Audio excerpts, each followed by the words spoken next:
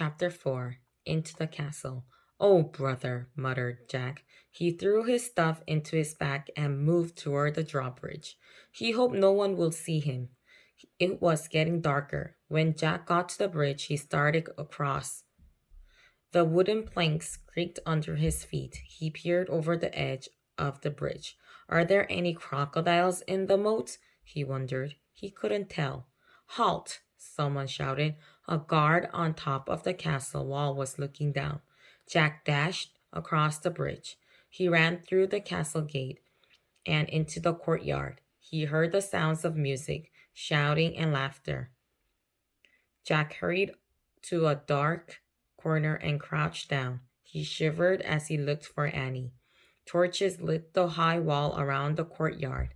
The courtyard was nearly empty. Two boys led horses that clopped over the gray cobblestones. One of them was the knight's black horse. Psst, Jack.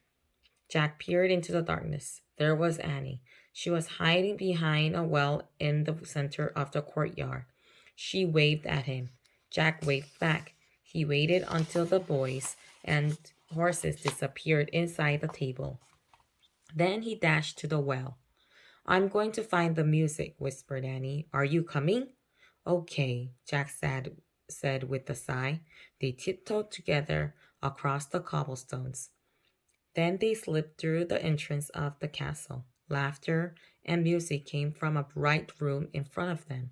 They stood at the doorway and peeked in. The feast in the great hall, whispered Jack. He held his breath as he stared in awe. A giant fireplace blazed at one of the noisy rooms. Antlers and rugs hung on the stone walls.